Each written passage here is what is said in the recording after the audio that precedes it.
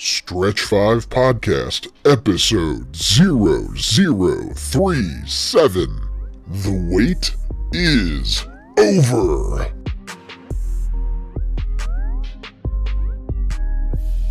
Welcome back and welcome in. This is the Stretch 5 Podcast. We are back for 2017, one dead laptop and 3 lost episodes later. I'm your host, Brad Sturgeon, and joining me today is the co-host of Stretch 5, Mr. Brian McCalla. What's going on, man? It feels like we're on a long vacation.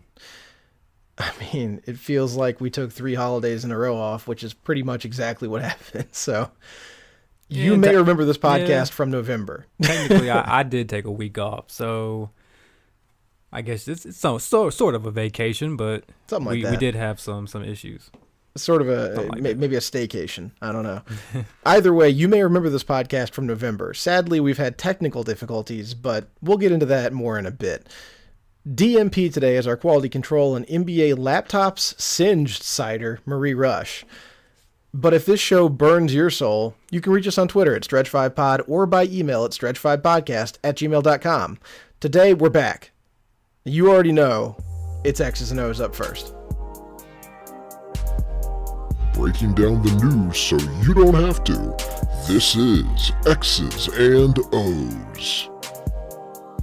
Different day, same segments. This is X's and O's. Our go through the NBA and college basketball world, talk about all the stories been going on in basketball. So, big voice, what's up first? Stretch 5 hiatus update. A subject near and dear to our souls, as well as those of our many dear listeners, all 4 of you. This is the segment where we tell you what the heck's been going on for the last 2 months. Brian, I don't, honestly, I've never run into so many different weird problems in such a short span of time. I mean, we've hit everything the last 2 months, 2.5 months. We had a computer blow up. The original thing we were recording this podcast on just fried on us. We had another setup at Brian's place, which was great, except for the fact that for some reason our file sizes were blown up to like 600 megabytes, which is 2 or 3 times bigger than all the space we have to store the podcast, which obviously is a problem. On top of that, there's just been, we had this ice storm come through Atlanta. We've had Thanksgiving, Christmas, New Year's.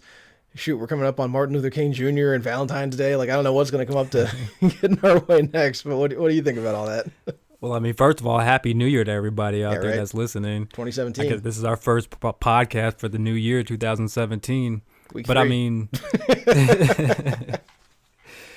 mean, for as far as roadblocks, we hit every single one of them. Like you mentioned, we had the initial computer just blow up in our face, so that derailed us. So we had to, go remotely and go on location to my house and try and get it done, where we actually did record 2 episodes, which they're pretty good. They are good. They're very good. Now we'll say that they are good, but at this point, I mean, they're going to be topics that happened weeks ago, or not even weeks, like a month ago. Yeah. And so if you hear that, you're going to be like, are these guys behind? Like, what's going on? Unless you've been listening to us and know that we've been dealing with those technical issues. But, it happens. Everything is not smoothly.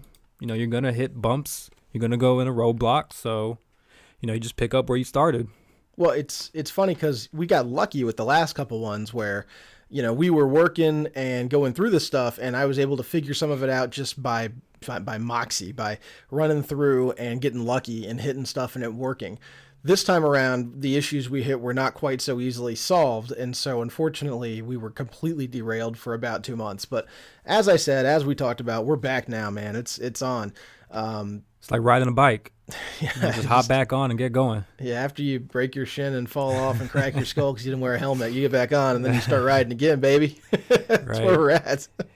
So, but and like if you I have said, any technical experience, feel free to shoot us some emails or hit us up on the Twitter and let us know if you have any ideas on how we can get those episodes up. If you'd like the privilege of working with the Stretch 5 podcast, feel free to, reach out and contact us with your technical prowess, and I'm sure we'll be free to interview you, and maybe we'll call you back.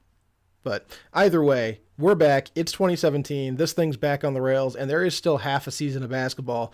we may have missed the first half or most of it, but we'll get to that as well in a bit. So, Big Voice, what's up next? NCAA college basketball. College basketball, the NCAA. You know, funny thing is, the one good thing to come from this hiatus is we've now got a smart television in the spare bedroom apartment studios in the Stretch 5 fortress of podcasting. I don't know. But we've got a TV set up now, and so we're actually watching the Florida State UNC game. You know, Brian's a Miami guy, so he's obviously not a fan of Florida State, but this is a pretty darn good game. It's a 5-point contest at the moment, and UNC, despite being at home, despite being what should be the much better team, are struggling mightily against a Florida State team that's an upstart and a team that knocked off Duke in their last game. If they could win this game, they've got some time left, about 6 minutes, then they have the opportunity to take over the ACC and be in the driver's seat going forward. Yeah, I mean, I don't like either of those teams, but the game has been really good that it's kept my eye, and I've been intrigued to see what's going to happen. It seems like every time that, Florida State makes a run to push it within 5, 3, 2 points, North Carolina seems to find a way to, rack up a couple buckets to kind of push that lead back out to what it was. So now you're playing with under 6 minutes to go, and it looks like it's anybody's ball game. Yeah. The other thing is it's kind of like the Kentucky and UCLA game where Kentucky was able to catch up many times throughout the game with UCLA, but could never fully catch up and get ahead. And so UCLA was able to keep a slim margin throughout the game and just slowly extend it. But now it's looking like it's going to be a 3 or 4 point game after UNC gave up a silly foul.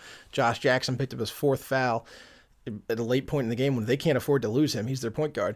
So we'll have to keep an eyeball on that. But like I said, there's lots of games going on. It's the season. It's the middle of the season, the meat of the college basketball season, and we've had a whole bunch of great games. You want to talk about games between teams we don't like?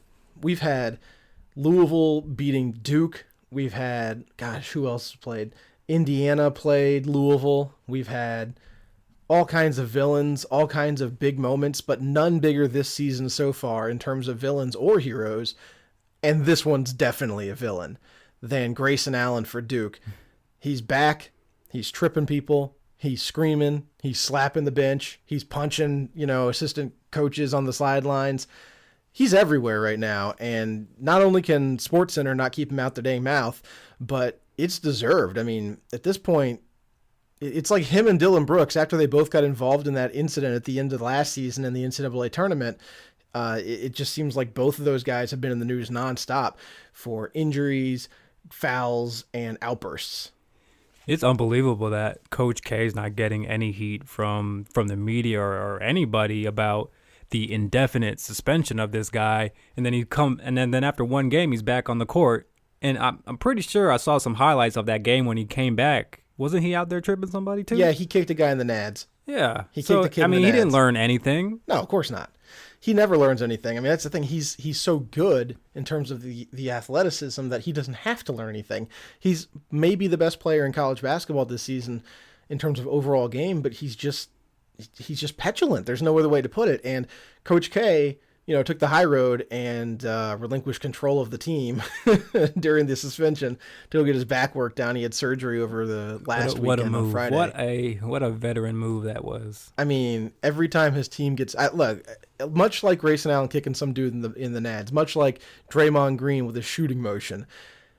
It's one thing to have it happen once, but when your back starts hurting and you have to have like a couple games off every time your team goes on a 3-game losing streak. There's a stat now that like every time Coach K's team goes on a losing streak, he stops being the coach. Over like the last 20 years, the last 4 times or so, he's gone on a 2 or 3 game losing streak. He's relinquished control of the team because of back issues. Really? I didn't know that. Yep.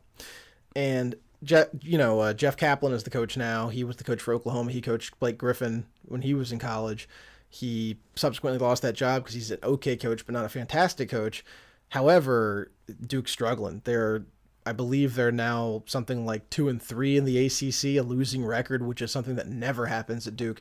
And they're in serious jeopardy of falling out of the high seeding, and if they keep losing, you could potentially be looking at a team that might be looking on the outside of the bubble, which is amazing considering where they started at. You're saying that they won't make the tournament if they keep playing the way that they are? Well, they're 2-3 right now. Let's say they finish the ACC like 9-12, something bad like that.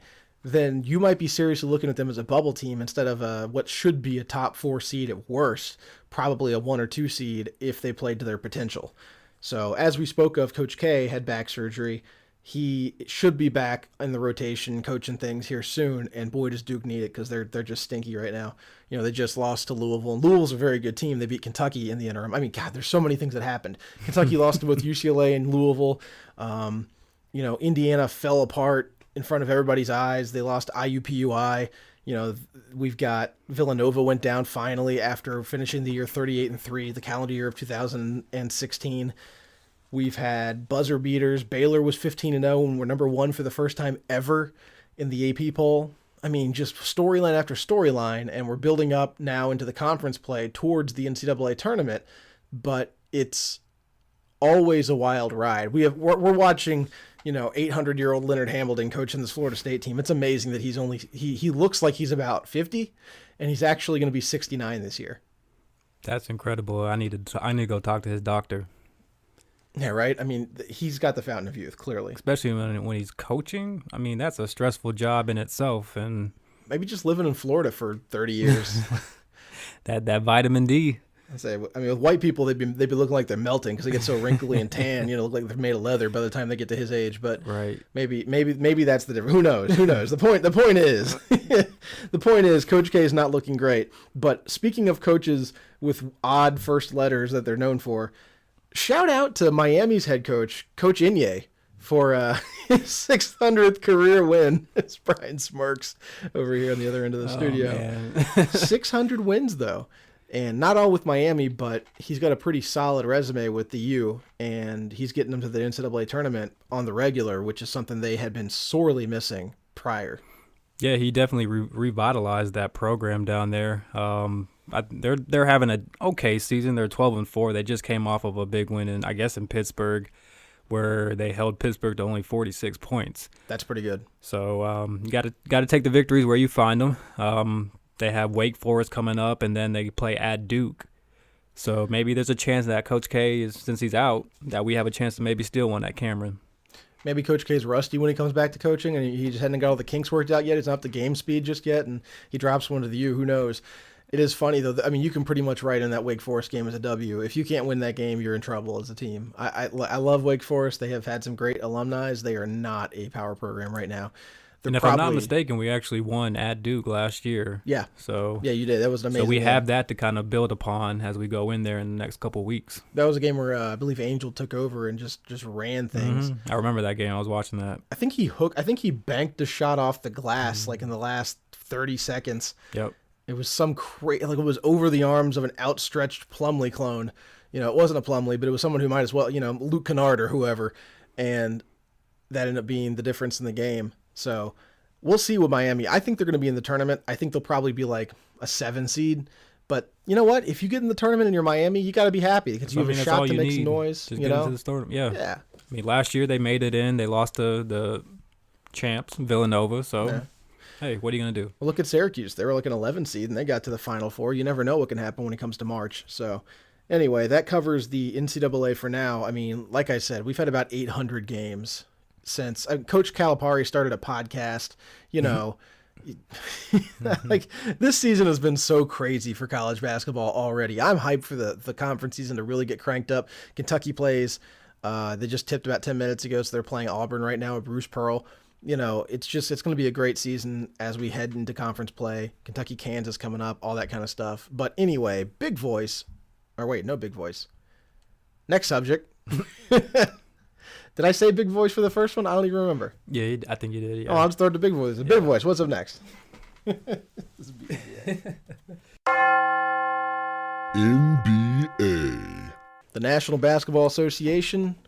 This is why you were driving the last 2 podcasts, I think. That graceful transition into this segment, this part of the show. We're talking about the tie your shoes, man. Forgot how to tie your shoes. I mean, really, I fell off the bandwagon, man. Like I fell off hard. I need some AA chips. You were sitting in that passenger seat, just lounging. You had the chair pulled back. You know, you had your little drink to the side. You just letting it ride. I was eating your spare Starburst. Right. Spare stale Starburst. Hey, they're still good. So Lots of stuff to cover with the NBA as well, as expected in the 2 months, in the third to half of the season that we didn't cover because of technological discrepancies. We've had all kinds of stuff happen. Most recently, we're going to cover mostly the recent stuff here. First, let's, though, take a look back and just say that this NBA season is who we thought it was. It's been exactly what we thought. The Cavs are good. The Warriors are good. The Spurs are good. The Rockets are good. Westbrook is really good. And then other teams in the East, the Celtics are pretty good. Toronto's pretty good. Everybody else is mediocre across the board in the NBA, except for the 3 teams that are really stinky. And that's Philly, unfortunately Miami, and New Orleans. Phoenix isn't great. Sacramento isn't great, but there's a whole bunch of teams right now in the West that are that all have the same record, like 15-19 or something like that. It's crazy. There's 6 of them over there. 2 guys who have stood out this season. Brian pointed out before we started recording that it was the Greek Freak, his boy, who's really standing out. That's right, Antetokounmpo, a name I will only pronounce after somebody does it first. And then my pick for biggest surprise this season so far has got to be Joel Embiid. He's been sitting on that bench for 7 years waiting to get in the game. Finally started getting some intro minutes, getting his feet wet, and immediately it became apparent that he was going to be just fine. Now he's definitely leading the Rookie of the Year race. He's dominating games. He is their go-to guy for Philly. They're just waiting on Ben Simmons to come off the crutches, and then all of a sudden you got what looks like it could be a really good team. He's predicting they're going to get to the playoffs. I don't know if you saw that. I mean, the way the East is, you never know. There's some buzz now in Philadelphia. People are showing up to these games to watch Joel Embiid go out there and play. Well, and even now, they've won 3 games in a row. It's their first 3-game winning streak in 3 years. And they've won something like 4 or 5 out of 7. It's 5 out of 7 they've won recently. And yeah, like you said, they've got a roster now. Once Ben Simmons comes in, and if he can be healthy, we were joking about they could have 5 7-footers playing on this team, but you could have 5 lottery pick 7-footers on this team almost, with Embiid, Simmons, Okafor, Noel, and pick and choose your 5th guy. At this point, you're playing Noel out there, and he's actually playing pretty well, and so you can use him as trade bait to get some other guys to kind of fill out that roster. And so once Ben Simmons actually comes back, whether it be this year or they give him that full year to actually recover and come back next year, it's going to be a team that you're going to have to look out for. Like you mentioned, they're playing good ball. They're actually playing, in their last 10 games, 500 basketball. Which, for a team that's been so terrible for the better part of a decade, is pretty impressive. I think they won... It was 9 or 10 games all of last year. They've already surpassed that. Even though they're 12-25, they're really not that far away from the 8th seed if you look at the standings in the East. So if they're able to continue playing 500 basketball and maybe get these little 2 and 3 game win streaks, they can see themselves maybe jumping up into that 8th spot. Yeah, you're going to have to go play the Cavs, but, Who is the 8th spot right now? What's the record? Right now, the 8th spot is Charlotte. And they're at 500. They're 20-20. You want to talk about a team that's fallen off the map? They started out really well, and now again, they are who we thought they were. They're same with the Bulls. They're right below Charlotte at 19-21. You have Rajon Rondo, who was benched for a good 4 games in a row. He didn't play at all. He just now is starting to get back into the rotation, but he's not starting. They're starting Michael Carter-Williams over Rondo. Well, MCW is a better player overall, I'd say. Of course, I have a man crush on MCW, but. That's interesting considering Rondo is from Kentucky. Yeah, I know. And I like Rondo. He is a Kentucky guy. I agree. But I thought, and I continue to think that Michael Carter-Williams in the right system could be a star. Maybe not, anything like LeBron or Kobe or anything like that, or KD or anything, but he could be a very productive player. I feel like if he was in the right system, he just hasn't been. And on the other hand, this team's been cobbled together last second before the season started. They don't have any time to prepare themselves as a roster, talking about the Chicago Bulls. Meanwhile, you've got the Charlotte Bobcats, who are, the Charlotte Hornets, whoever they are, the Charlotte Bob Hornets. I don't care. Maybe if they play better than 500 basketball, I'd remember what their nickname is. But as it stands right now, they're the Charlotte something cats. They just lost to Philly. Exactly. You know what? Philly's got their sights set on Charlotte. They're like, look, guys. I mean, look at it. I mean, Charlotte, that's their 4th loss in a row. You have Philly trending up with 3 wins in a row.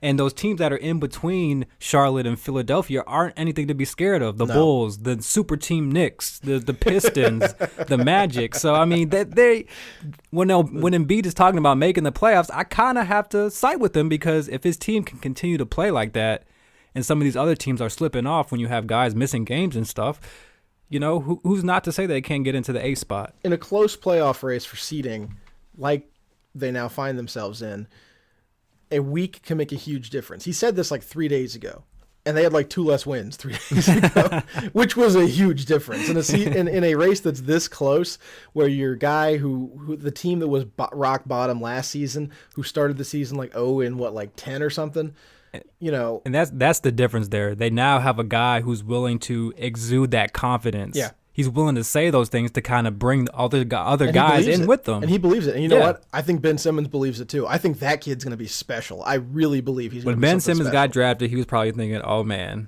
yeah, Philadelphia. Yep. But now he's starting to see this trust the process stuff, and it's starting to come around. And, you know, you got to tip your hat to the fans and the GM and everybody there that kind of, you know, knew it was going to be a long process, but they're willing to wait it out, and they're starting to see the results of that.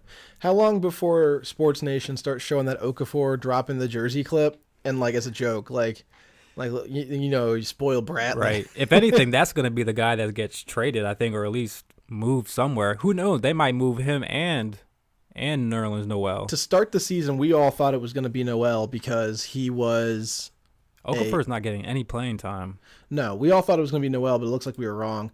Also, it looks like Carolina's going to take care of Florida State. They're going to win it by about 7-8 points here at the end of the game. So we're switching our television here over to Kentucky because we can cast stuff. They beat them by 13. That's a pretty good game, right up till the end. I think the line was 9 or 10. So, I mean, just like I mentioned, it seemed like every time Florida State got within 5, North Carolina just took it to another gear and pushed the lead back out to what it was. And so when you're playing catch-up basketball the entire game, I assume that you get down to the last 2 minutes of the game and you don't have all that energy to kind of pull it off. Yeah. Chasing someone can be difficult that way. With the NBA, I mean, like I said, we've had a lot of weird stories coming through, but the Philly's definitely the one that stands out. I mean, Simmons should be coming back sometime soon, right? Like he's... You know, I'm not really hearing too much about him. You know, he's not in any type of walking boot or stuff like that. I don't even know if he's practicing with the team. I assume he's doing some type of work on the side. But I haven't heard any type of timetable as far as if he's coming back this year. I don't know. I don't know if they're going to treat him like Embiid and, you know, give him the full year to recover and then bring him back next season. It's one of those wait and see things. I agree with that. And you could be right because it could be the case for look. They could be playing sort of this. They're playing chicken right now. Are we good enough to make the playoffs? Do we have it in the tank to get to, 25, 30 wins, whatever we're going to need to make it into the playoffs this season as an 8 seed? And oh God, hopefully it's more than 30. Jeez. The 8 seed in the East? I don't know. Last year the 8 seed was like 42 or 41 and 41, like 500. It's a different season, bruh. I'm just saying, I hope it's not that bad where you can get 30 wins in a season and still make the playoffs. I really hope it's not that bad. It's possible, but I'm guessing right now that's what they're chasing. They're looking at the season and saying, look, is it worth it right now for us to put in Ben Simmons and risk him getting injured? If they do, I mean, here's the other thing about this. Let's say Ben Simmons comes in and he's like 1997 Kobe Bryant. Let's just say for the sake of argument, just because I want to play this mind game with you. Okay. Let's say he is. He comes in. You got Embiid playing balls to the wall. You got Noel blocking everything on the inside. And then here comes Ben Simmons playing like Kobe, rookie Kobe. I'm not saying bald, scowling, angry Kobe. I'm saying pretending to be MJ Kobe. I mean, I can see Ben Simmons being that one piece that kind of pushes that team on a run to get into the playoffs. But as far as them going against LeBron and the Cavs in the first round, no way they're winning. No way they're winning that. Yeah, but doesn't that make it a way more interesting series if he does come back and becomes that kind of a player? It makes it a watchable series. It makes it to where I want to watch every game of that series, because that, you know what that does, and the teams that don't want that to happen are Minnesota, are all these young teams, Phoenix, all the Sacramento, the teams that like are good pieces with a bad team that are trying to gel, and it just isn't happening just yet. And those teams are looking at this Philly team and going, whoa, whoa, whoa, whoa. You guys can't be, like even like the Celtics. Like, no. We need all those eyeballs. You can't be taking our eyeballs like that.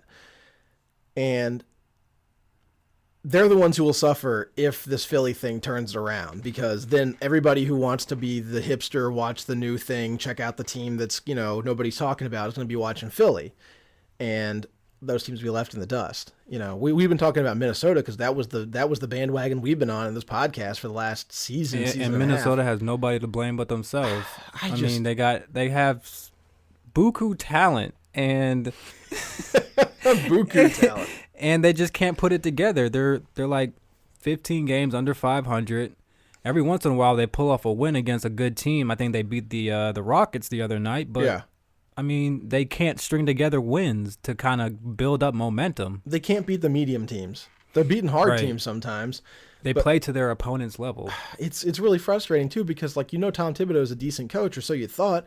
He's just coaching this team wrong. I feel like, I hate to say that, I feel like he's coaching the team wrong. Like, you don't go through Andrew Wiggins. He's not a finisher. And that's the thing. Thibodeau is not an offensive minded coach. Well, and he's a guard coach. He wants his offense to be run through a shooting guard. He wants a guy who's pushing the ball, taking the shots, and distributing on the side. I see too many Minnesota games where Andrew Wiggins is on the block posting somebody up when it should be Karl Anthony Towns with the basketball down there. And this sounds like the conversation we were having in November, which is kind of sad because, like... It's still going on. Yeah, it just doesn't end. And it's like, oh, come on, man. It's a different coach. It's a different system. Why does this look exactly the same? Like, does Andrew Wiggins have glue on his hands? He can't get rid of the ball? Like, what's going on there, man? He's scoring points, when you dump it down into Towns... He's going to draw other guys. You get buckets when he dump it down. And so that's where you leave Wiggins out on the perimeter along with, Levine and everybody to hit open shots. You turn Wiggins into a 3-point jump shooter on the corner who is so athletic that you got to respect not just his 3-point shot, but his ability to drive right past you and throw it down. That's how you become a contender with that team. And I don't know what Wiggins' 3-point percentage is, but I feel like he doesn't take all that many. I feel like he's more taking these long 2-point shots, which is like the worst shot you can take in basketball. Garbage. Yeah. Kansas won, by the way. Oh, they came back, huh? Yep, they won by like 7. So Derrick Rose disappeared. He sure did. I mean, he disappeared and he didn't tell nobody where he was going. That's like me going down to Florida for a week and not telling my employer. It's like that. You just can't get away with that stuff. And so, but it's a super team, right? So it should be fine. They should have been able to manage on their own, right? Here's the backstory that I heard. There was a game, I think, in Indiana that the Knicks lost, and the coach Jeff Hornacek benched Derrick Rose for pretty much the whole fourth quarter. And so after the game, there was some speculation that him and Hornacek kind of, had not blows, but they went at each other because Derrick Rose wasn't happy about that. And so they came back to New York. They played in one game, and then all of a sudden they have another game, and Derrick Rose is nowhere to be found. They said, they sent team officials to his house to see if he was there. He wasn't there. He wasn't answering phone calls. He didn't tell anybody. And so after that game, reporters were talking to, I think, Joakim Noah, and Noah was like, yeah, I talked to Rose. He said everything's okay, but he wouldn't elaborate on anything else. And so we're all left to speculate, like, where was Derrick Rose? Why would he just miss a game and not tell anybody, especially his own teammates or his own team officials? Like, that doesn't make any sense. It's not how you conduct yourself. And so what do? They fine him. They don't suspend him or anything like that. They fine him, which I think is a bad look. Because, that sends a message like, hey, if he can get away with this, why can't, somebody like Lance Thomas on the team, just Yeah, miss a game and be okay. So it sets a bad example if he's supposed to be one of the leaders on the team. And, of course, Melo's not really saying anything about it when he is the leader of the team. So he shouldn't have accepted that. So it's a weird situation. The whole thing is that whole organization is just messed up. It is. It looks like Phil Jackson made one good move and then thought he had carte blanche to make all the moves. And so far, those moves aren't like he's good. He has a good eye for drafting. He does not have a great eye for acquisitions of free agents. I mean, Derrick Rose is pretty much just doing what Phil Jackson does. If Phil Jackson don't show up for these games, he's somewhere in the Caribbean. Malibu. Yeah. So why not? It's just funny because, at the beginning of this year, Derrick Rose talking about being a super team and how they could run the table and go 82 Oh, God, I remember that. God, halfway through the season, that's just ridiculous. And look at them now. I mean, they're not playing good basketball. They're below 500 at 18-22. They're in the 10th spot in the East. They've lost. Actually, they won. They actually won their last game. But I mean, it's a cluster. It is. It's bad. Now, speaking of good news, Kyle Korver was picked up by the Cavs. Who's that good news for? Cavs. And the NBA. It means that we're going to have an interesting finals. If indeed it does become the Cavs and the Warriors. If it's the Cavs and anybody else, I mean, it could be interesting for a different reason. But if it is another rematch, that adds a wrinkle that people were thinking that the Cavs were just going to get run over by all the threes and superstars into this season. Rather, that was an interesting trade because I mean, very. The Cavs, they signed Mike Dunleavy in the offseason, and they were expecting him to be one of those, just stand in the corner, knock down three-point shooters. Yeah. And so I guess it didn't really work out. So they went ahead and they got rid of him. They gave I believe a first-round pick to Atlanta. Plus they threw in old man Mo Williams. 2 old guys, a first-rounder, and I think something else too. Yeah, it was a kind of a steal if you ask me for the Cavs. A huge get. And I mean, they get a guy who has led the league pretty much in 3-point percentages the last couple years. He's shooting around 44-45% from downtown. Now, this isn't fair to Atlanta, but basically Cleveland just took Atlanta's offense.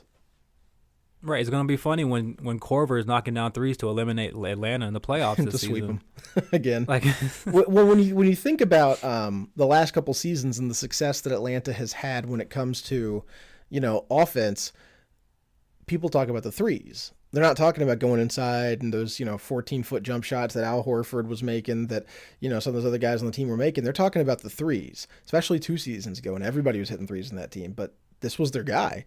You had other guys taking threes, but if you get rid of Teague and you get rid of Korver and you get rid of Horford, I don't care who else is on your team. Your team sucks. And you would actually think that Korver would be a good fit in Atlanta because you have a guy like Millsap, a guy like Dwight Howard who command double teams where it's going to leave guys like Kyle Korver open to hit, 3-point shots. Instead, now you've got the big guy in Love who can shoot threes. You've got Kyrie Irving who obviously hit the dagger to end last season. The whole damn team can shoot threes. You got LeBron it's who incredible. In the playoffs learns how to shoot threes every season again, teaches himself again. He's usually just mediocre. LeBron actually said that this past offseason he was working with his teammate James Jones, and they were just shooting threes, and that's why he's been shooting the threes so well this season. He's been knocking down damn near all of them that I've seen when I'm watching the Cavs games. I mean, I'm just going to say this.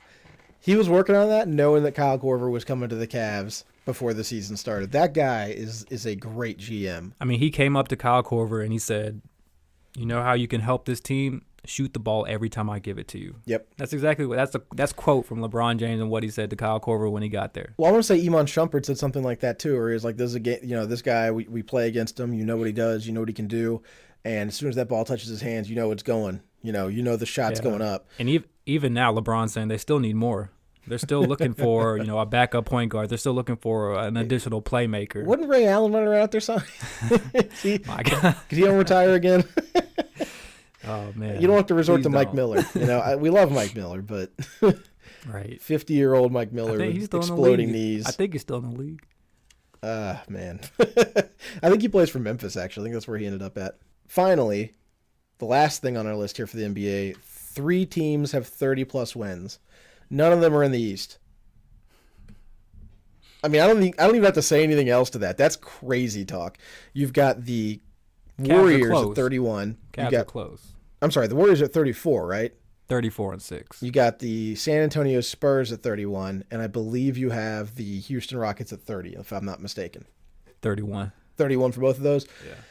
Cleveland's at 29, and then after that, I think Toronto's at like 26, and then after that, it's Boston at 25. And then, but it's unbelievable how good the West is at the very top this year, and then how mediocre the West is at the very bottom, and how the East, on the other hand, you've got a couple of crap teams, one or two good teams, and everybody else is right in the middle. This is a season of middle teams this year. Everybody is just in the middle. that's not where you want to be when in the NBA. No. Is mediocre in the middle. You either want to be really good, so you have a chance to win a championship, or you want to be really bad, where you have a chance to get into that lottery and kind of change the direction of your franchise. Yeah, you want LeBron James or you want Joel Embiid. Pretty much. Yeah, that's true. And I mean, we've always had this assumption, or that pretty much the fact that the East is so much less than the West. And each year it seems to prove itself that, you know, there are better teams in the West than there are in the East. The weird thing is the West is not good at the bottom. Like, not even just like the very bottom. Like, the bottom 2/3 of the West is bad. Like, you've got the top 4 or 5 teams. Everybody else is mediocre. Everybody else. Yeah, but at least the West doesn't have a team with single wins. Like you got Brooklyn here with 8 wins and 31 losses. God. The worst team in the West has 12 wins. Yeah, Brooklyn, which is still higher than 2 teams in the East. Brooklyn's a special case, though, man. We knew that they straight up just ditched their future 3 years ago, when they got rid of all those players. They sold their soul for, you know, some old men and for a super team. Yeah, and it didn't work out, and now they're struggling to try and rebuild that up. You know, they're signing guys like Jeremy Lin and guys we probably have never heard of, and they're centering it around Brook Lopez, who is. You probably never heard of him. I probably heard of him because I watch way too much college basketball. You're right. You know, but all right, we got one last thing. Big Voice, what's up next? Ice Cube's new 3-on-3 basketball tournament. So if college basketball, the Olympics, international FIBA basketball, and the NBA are not enough basketball for you, what do? You turn to a hip-hop star to find more basketball. Ice Cube is coming out with a 3-on-3 league, which is being headlined by none other than former NBA superstar, former NBA MVP, former NBA Finals participant, step-overer of Tyronn Lue, Allen Iverson, going to the 3-on-3 league under Ice Cube. A lot of other names you were talking about. You were kind of psyched about this. Thought this was an interesting story, man. If this is in the off season, I hope they don't run. I hope this isn't like one of these things where they're like running from December to February. I'll give you some details. So the official name of the league is called the Big Three, which original. Hey, right? Original, right? But like you mentioned, it has Allen Iverson kind of headlining it, along with, you know, you have Jason Williams, Mr. White Chocolate, former, you know, Miami Heat champion. You got Jermaine O'Neal, Rashard Lewis, Steven Jackson, Bonzi Wells. You're going to have, you know, coach Gary Payton. He's going to be coaching. Really? And Allen Iverson is actually going to be a player coach. Okay. So he's going to have his own team, but he's going to be out there playing as well. Well, that's kind of something he's always wanted to do. He always felt like he was a mind for basketball akin to like a LeBron is now. And I don't think he was wrong about that. He does have an excellent mind for the game. Yeah, absolutely, absolutely. So the rules for the game, or for the league, you got to be over the age of 30. So all these players are going to be over the age of 30. So like in 4 years, Greg Oden can come into the league. Right. Yeah, if there's nothing else that he's doing, you know, hop into the Big Three. Get some cybernetic knees. So the way the games are played out, the first team to 60 points wins. And so shots are made from wherever on the court, you know, 2-pointers, 3-pointers, and then they're also going to have these large circles beyond the 3-point line that count as 4 points. Now, is this like is it half court or is it a full court thing? I believe it's full court. Okay, I believe it's full court.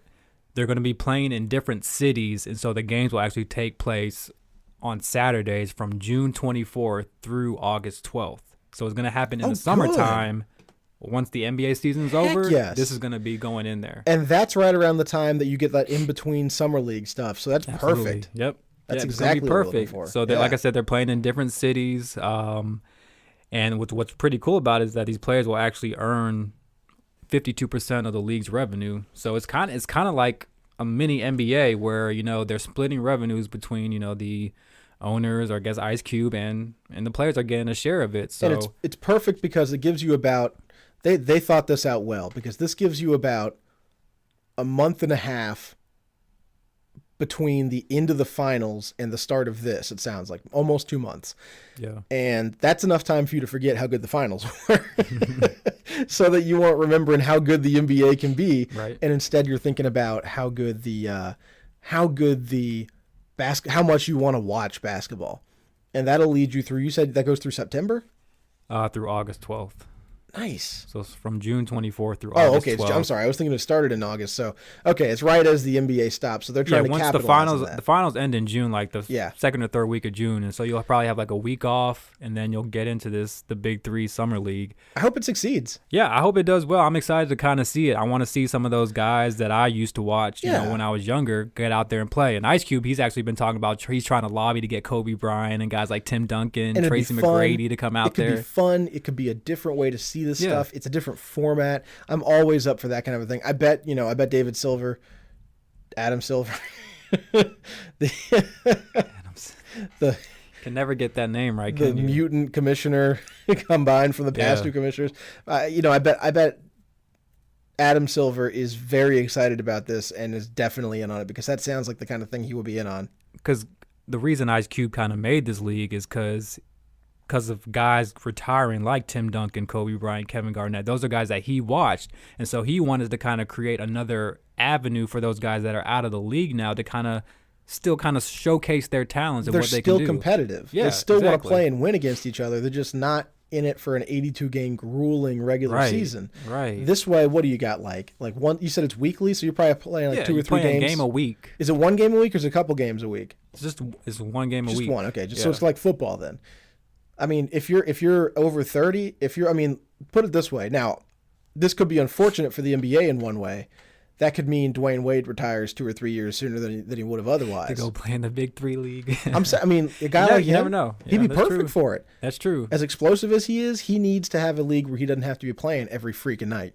Yeah, and you can still make some money off of it. Make some dough, definitely. And what's pretty cool is that they're actually going to have a draft in March. They're having a draft for it. I'll tune in for that. Yeah, why not? Yeah, I bet that's going to be cool. Like right before the NCAA tournament happens too. Right.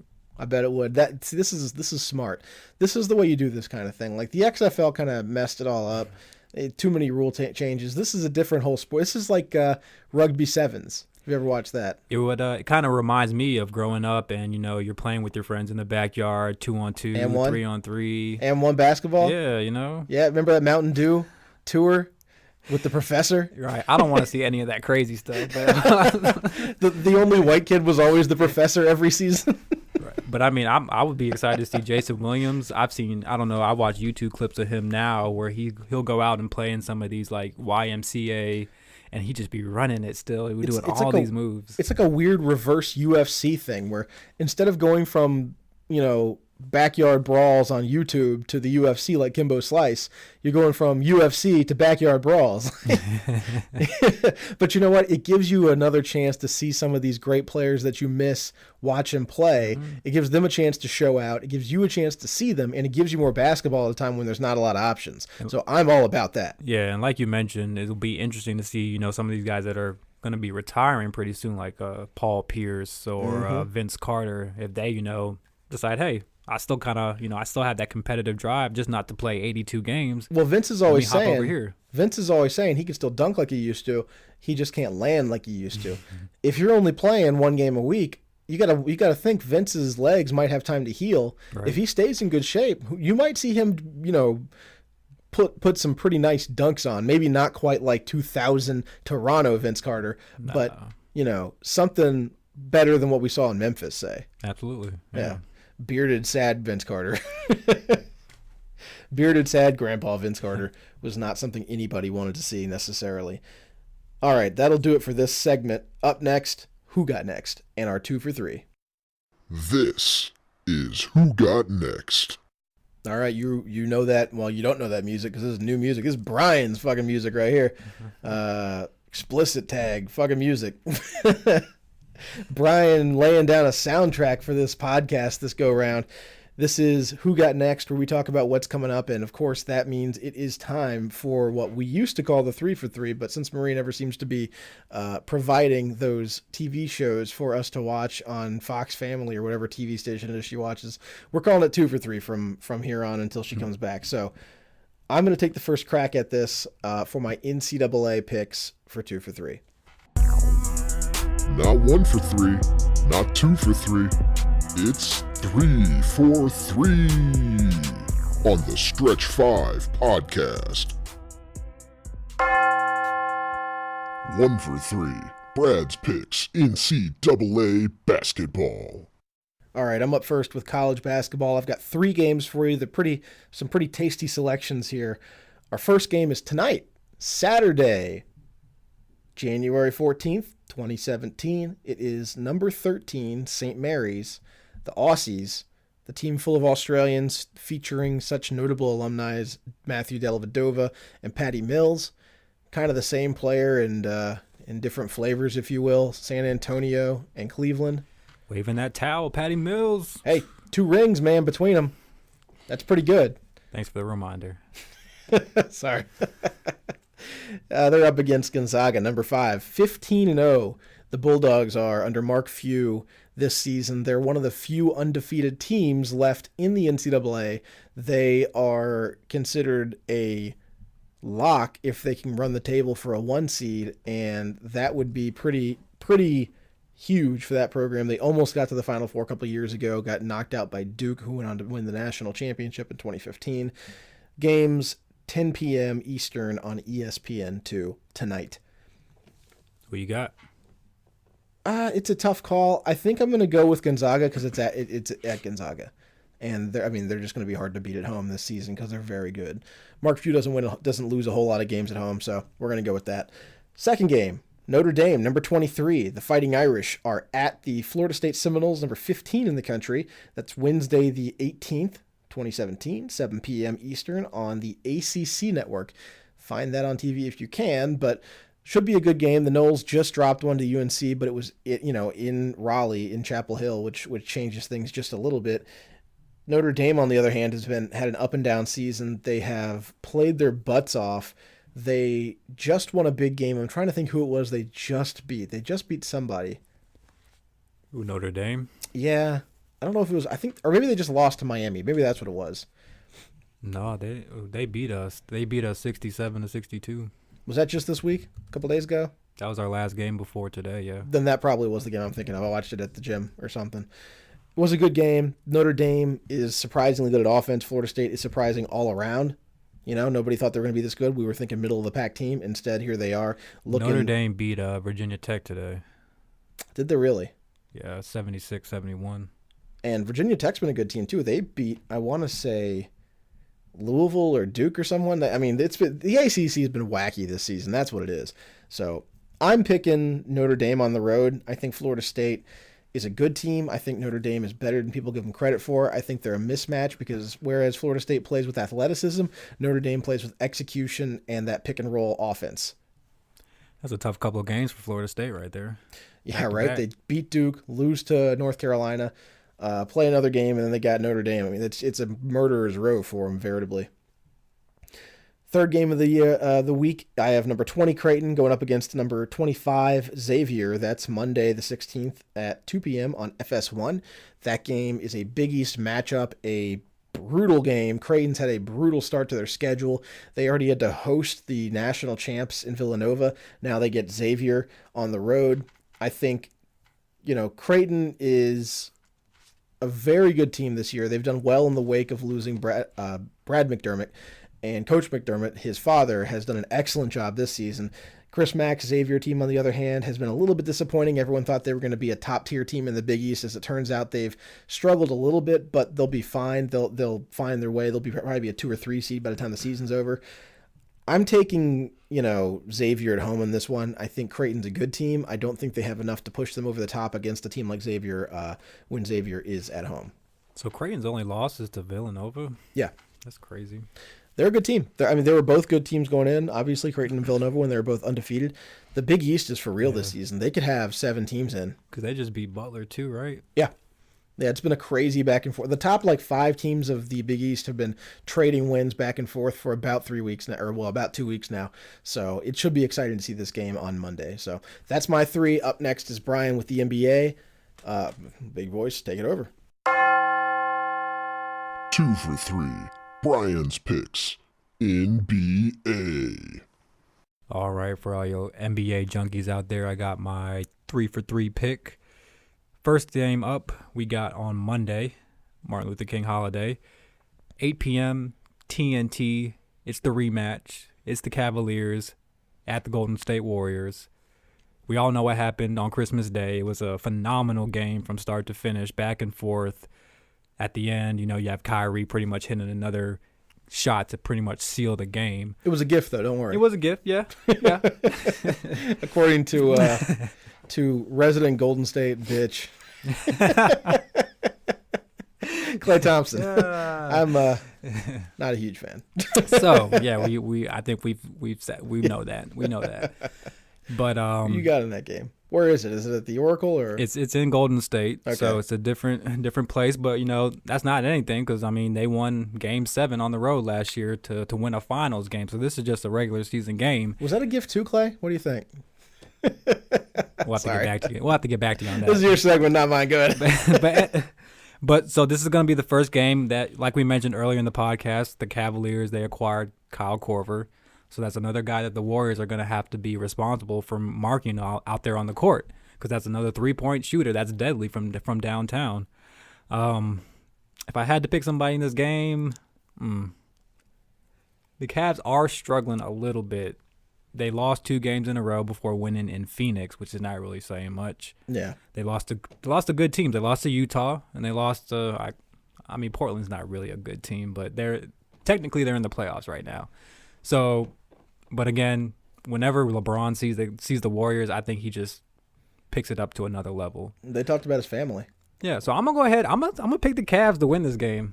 I'm gonna go with the Cavs. Handing the Warriors their 7th loss of the season. Okay. So we'll see. But that should be a fun and good game to watch. My next pick on Wednesday, 10:30 p.m., we have another rematch. We have Mr. Triple-Double, the Brody, Russell Westbrook, playing KD in Golden State once again. Now, these teams haven't played in OKC yet. That doesn't happen until, I believe, February. But this is the second time that OKC is actually playing Golden State this season. Trying to give OKC fans a chance to cool off, I guess. I guess so. That was nice. That was nice of the NBA, Mr. Silver. Yeah, so, they don't want any cups or towels thrown on some of those blue shirts they wear thrown on the ground. Yeah. But I can't imagine it'll be that bad. I can't imagine something like when LeBron went back to Cleveland for the first time. I don't think it's going to be anything that bad, but I think he is going to get booed when he does go back to OKC. Yeah. So, but again, these are 2 teams that are battling out. I see, Russell, kind of like when LeBron sees the Warriors. I see Russell seeing the Warriors and kind of just taking it up to another level, especially when he has to look at KD. Well, he tried doing that first game. He tried. And he just... But that team wasn't really clicking then because that was early in the season. That was like the 2nd or 3rd game or something like that. So who you got?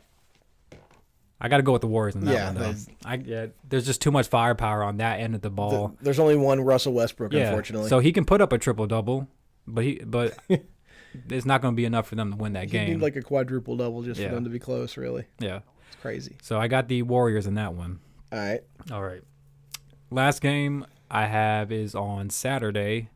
It's going to be the first primetime game on ABC. You have the San Antonio Spurs playing at the Cleveland Cavaliers. Ooh. So that's the first matchup between those 2 teams this season. Again, you have San Antonio, who is flying under the radar at 31-8? 31-6, I believe. 31-6, yeah. So it should be a good game. It'll be interesting to see how those teams go at each other because they play different styles of basketball. 31-8, you're right. You have the Cavaliers, who are more of a kick it out and shoot a bunch of threes, where San Antonio had to kind of change up their scheme of things when they went out and they got Gasol and they have Aldridge in the lineup there. Those are big guys, so they're playing more of an inside out game where the Cavaliers are playing from the outside in. Sad thing is that for a lot of casual basketball fans, this will be the first time they see San Antonio play all season, and could be like one of only 2 or 3 opportunities they really get to watch them, because people just don't watch San Antonio as good as they are. That's what's funny, because it's at least this year, it seems like San Antonio has not been on national TV at all. Like maybe 1 or 2 games all season. I look for them because they're one of the teams I like watching, and they just have not been on whatsoever. Yeah. If I had to pick somebody in that game, though, I got to go with LeBron and the Cavs on that one, too. Playing at home. You got a high opinion of the Cavs lately. Like I said, man, all that hate, it just disappeared after they won that finals. Like, not that anyone would know, because we haven't been on air for like 2 months, but too much changes the heart. Too much right. Changes the heart. Well, like I said, there's no Marie Rush for that third 3 for 3, so we're gonna go with a 2 for 3 this go around. Maybe we'll get back to 3 for 3 next week, but I think that will do it for this welcome back rendezvous stretch 5 reenactment, reintroduction, reunion podcast. I am glad to be back. So glad there's still half a basketball season left, and it didn't take us the whole damn year to get this thing figured out. But in any event, for our NBA insider, Marie Rush, who is not in this room, and for our Stretch 5 co-host, Mr. Brian McCalla. Shout out my boy Harrison Barnes, averaging 20 points on a 12-win team. He's at least he's outscoring their win total. Shout out Shabazz Muhammad, since I almost forgot. But I am your host, Brad Sturgeon. We'll get back to you next week. You'll be as shocked as we are that this thing actually comes out on podcast if it ever gets there. So talk to you next week. Peace. Thank you for listening to the Stretch 5 podcast. All music production credited to Brian McCalla. Podcast production itself credited to Brad Sturgeon. Subscribe to us on iTunes or any other application for podcasts at Stretch 5 Podcast. Find us on Twitter at Stretch5Pod or by email at Stretch5Podcast@gmail.com.